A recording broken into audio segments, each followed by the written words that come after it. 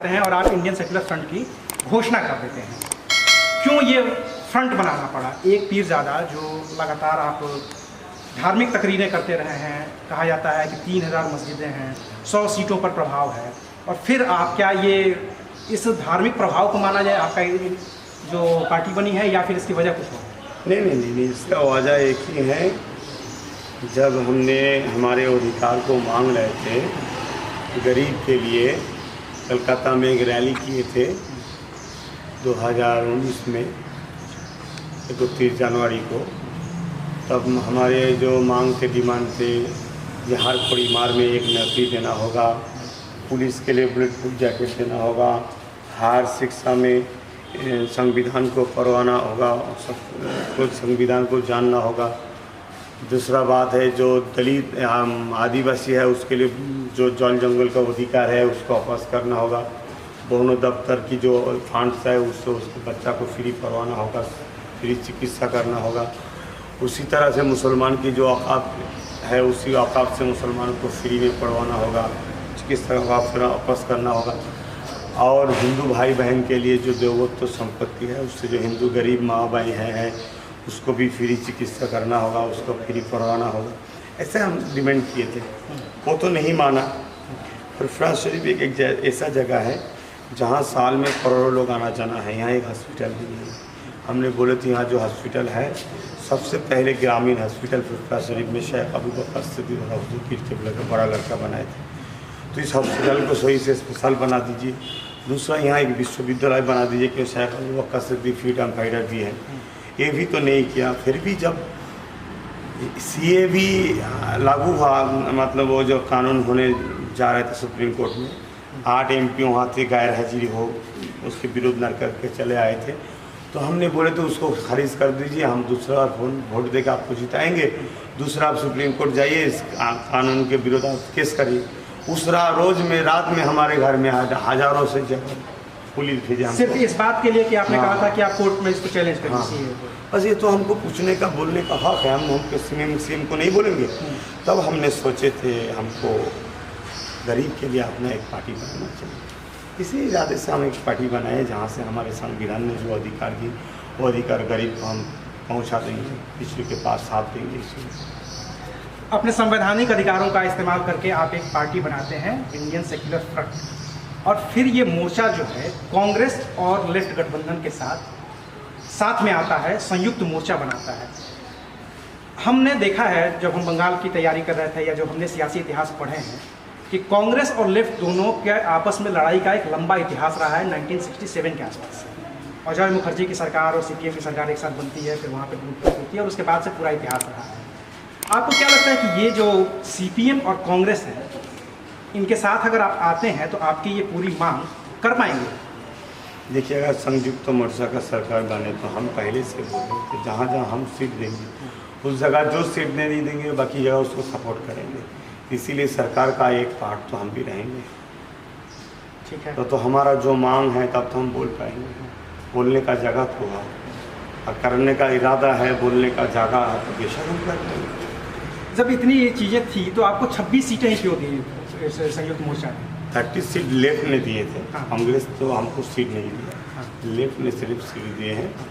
उनके पास से 30 सीट दिए थे, उनमें से हम 4 सीट फिर वापस कर दिए, 26 सीट हमने लिए हैं। 2.5 महीना का पार्टी है, एक पार्टी चलाने के लिए बहुत कुछ करना पड़ता है। इतना जल्दी वोट हो जाएंगे, चुनाव का ऐलान हो जाए तभी हमको मालूम नहीं थी। हमने सोच रहे थे थोड़ा और 2-3 महीने के बाद होंगे, तो इसीलिए हमने 26 सीट लिए हैं।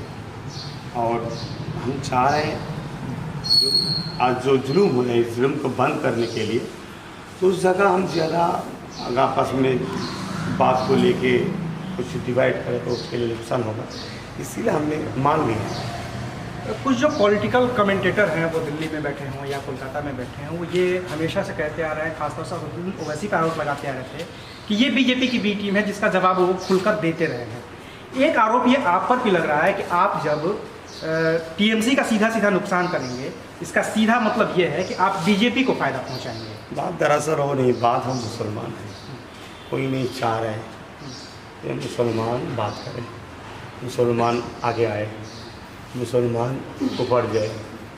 जो लोग ऐसा बोलते हैं वो लोग नहीं चाहते हैं कि ऐसा हो, इसीलिए बीजेपी बोल के हम लोगों को दबाने की कोशिश कर रहे हैं। लेकिन एक मीडिया में या जो जहां हम लोग भी घूम रहे हैं कुछ लंबे समय से, एक चीज़ देखने को मिल रही है कि जो मुकाबला है ना सीधा सीधा आमने सामने वाला, वो टीएमसी बनाम बीजेपी का है।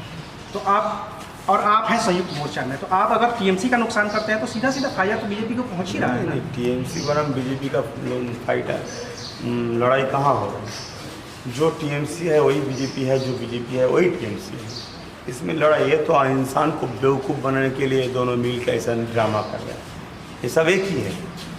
क्योंकि मुझे जो जितनी मेरी समझ कहती है वो ये कहती है कि बंगाल में अगर बीजेपी ने जो भी बढ़त बनाई है वो तो ममता बनर्जी की ही देन है। अटल बिहारी वाजपेयी सरकार में रेल मंत्री बन के बीजेपी यहाँ पे दाखिल होती है और फिर कैसे वो टूटती है, फिर वो कांग्रेस के साथ जाती हैं। ये तो एक लंबा इतिहास रहा है, इसकी कहानी हम आपको सुनाएंगे ममता बनर्जी वाले एपिसोड में। बहरहाल आपका इसका पूरा पॉलिटिकल कमेंट क्या है, जो अभी हम थोड़ी देर पहले सुन रहे थे कि दो फूल को या जोड़ा फूल को वोट ना देने के पीछे का जो आपका लॉजिक था वो क्या है? देखिए, मेरा मानना है जो लोग चाहते हैं बीजेपी को रोकेंगे उस लोग के लिए हम बोलना चाहते हैं। अगर किसी को बीजेपी पसंद है उसको उसका अधिकार है, ये तो संवैधानिक अधिकार है। मगर जो लोग चाह रहे हैं हम बीजेपी को नहीं जिताएंगे, बीजेपी को रोकेंगे। अगर वो लोग बीजेपी को रोकने के लिए ममता बनर्जी को वोट दे देंगे तो ये गलत हो जाएगा, क्योंकि 18 सीट इस बंगाल में जो लोकसभा में मिला है उसमें से 16 बीजेपी का लोग टीएमसी में खड़े हुए थे। मतलब टीएमसी एक ऐसा प्रोडक्ट हाउस है जिसमें टीएमसी छुपा छुपा के बीजेपी को पाल रहे हैं, क्योंकि बंगाल का लोग हिंदू बोलिए, जो भी धर्म का बोलिए, रविंद्रनाथ टैगोर को फॉलो करते हैं, नेताजी सुभाष चंद्र को फॉलो करते हैं। हम लोग भाईचारा में रहते हैं, ये डिवाइड एंड रूल्स कभी नहीं मानते। हम लोग नहीं चाहते आपस में बंटवारा हो, मगर बीजेपी डायरेक्टली देख रहे हैं हम वहाँ फैक्ट्री बनाएंगे, बीजेपी का सिंबल लगा रहेंगे तो वो लोग आके घुस के देखेंगे क्या हो रहा है तो हमारा तोड़ फोड़ कर देंगे। तो ममता बनर्जी को कारखाना बनाने के दो, उसको पैसा दे दो, उसको सॉफ्टवेयर डाल दे दो, उसके अंदर एक ऐसा बीज डालो जो पहले पौधा जब निकलेंगे उसको जुड़ा फूल की तरफ देखने लगेंगे। जितना आहिस्ता आहिस्ता वो बड़ा हो जाएगा, आहिस्ता आहिस्ता वो पद्म फूल हो जाएगा। जब बड़ा हो जाते हैं कुछ चीज़, उसको तोड़ना, उसको ख़त्म करना, मतलब उसको गिरा देना, गणतंत्र को कैसे हटाना बहुत तकलीफ होता है। इसीलिए पहले जुड़ा फूल निकले हैं, बाद में वो तब्दील होकर पद्म फूल बन गए। तो मेरा मानना है उस भाई बहन से आप टीएमसी को मात बोल दीजिए, क्योंकि ममता बनर्जी बोल रहे हैं मेरे पार्टी में आज भी कुछ गद्दार है जो जीतने के बाद बीजेपी में घुस जाएंगे, तो हम किसको वोट देंगे? तो हम चाह रहे हैं बीजेपी को रोकेंगे तो हम टीएमसी को कैसे वोट देंगे? इसीलिए मेरा बोलना है ये सारोदा का जो घोटाला हुआ उसका फाइल बीजेपी के हाथ में है। कौन कौन खाए हैं सब टीएमसी में। अभी जो लोग हैं वो जीत जाने के बाद वहाँ से फ़ोन आएंगे तुमको जेल में डाल देंगे, इधर आ जाओ, वो सब भाग जाएंगे। इसीलिए आप अगर बीजेपी को जो लोग रोकना चाहते हैं, आइए संयुक्त मोर्चा को वोट दीजिए, हमारे सरकार बनाएंगे, हम कल कारखाना बनाएंगे, नौकरी देंगे, जो पिछड़ा हुआ आदमी है उसको उठाएंगे। अच्छा, आप कल कारखाने की बात कर रहे हैं कि संयुक्त मोर्चा की सरकार आती है तो कल कारखाना देगी, और मुझे याद आता है एक और यूनाइटेड फ्रंट की सरकार 1967 की, जब अजय मुखर्जी यहाँ पे बांग्ला कांग्रेस के मुख्यमंत्री बने थे और ज्योति बाबू उस समय डिप्टी सीएम हुआ करते थे सीपीएम से।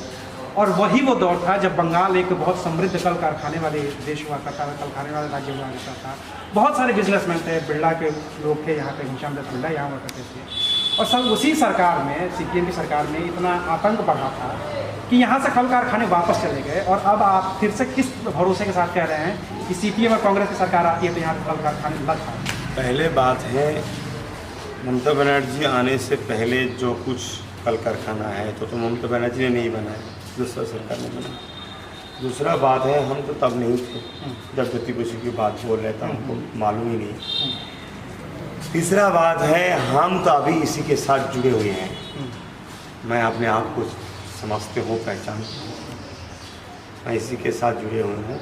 मैं ये बात कर खोल के बता कि हम जो साथ दिए हैं कि हमको नौकरी चाहिए, जब चाहिए, जो बेकार है माँ बहन भाई बहन है उसके लिए नौकरी की व्यवस्था करना होगा, जब कल कारखाना बनाना होगा, ऐसा हम सरकार चाहते हैं। एक साथ मिले के तो हम चलेंगे। तो जब इसके साथ हम हैं हमारे जब इरादा है बेशक हम करके दिखाएंगे, उम्मीद है आपको? बेशक। अच्छा, जब बात मुस्लिमों की आती है ना, तो हमेशा एक कमेटी की रिपोर्ट का जिक्र होता है, सच्चा कमेटी की रिपोर्ट का। कांग्रेस के ज़माने में वो आई थी, 2006 के आसपास आई थी। फिर 8 साल कांग्रेस की सरकार रही है और उसने सच्चा कमेटी की रिपोर्ट लागू नहीं की। आपको क्या लगता है कि आपका जो पूरा एजेंडा रहा है, जिसके साथ आप संयुक्त मोर्चा में शामिल हुए हैं, सच्चा कमेटी की रिपोर्ट को लागू करने का कोई जिक्र है? और उम्मीद है कि कांग्रेस की सरकार और लेफ्ट की सरकार आती है तो वो लागू करवा पाएंगे आप? बेशक जो गलत किए हैं उसको सजा उनको मिले हैं, 10 साल इसलिए हटा दिए। दूसरा बात, जब आ रहे हैं साथ में हम जुड़ रहे, तो हमारा तो टारगेट है, एक ही टारगेट है, जिसको अधिकार जितना है उसको अधिकार देना चाहिए, किसी को किसी का अधिकार छीनना नहीं चाहिए। तो इसीलिए जो शासन कमेटी 2006 में निकले थे उसका जो लागू करने के लिए ममता बनर्जी बोले तो उसका भी करेंगे, तो उसको भी लागू करेंगे। उसका जो ज़रूरत है, जो नौकरी नहीं है, जिसका शिक्षा नहीं है, जिसका जो मजबूरी है, उसको मजबूरी हम कम हटा देके उसको जो अधिकार है अधिकार हम देंगे। पॉलिटिकल कमेंटेटर एक दो चीज़ें और कह रहे हैं। बिल्कुल मैं समझ पा रहा हूँ कि आपकी रोज़ है। आखिरी सवाल है।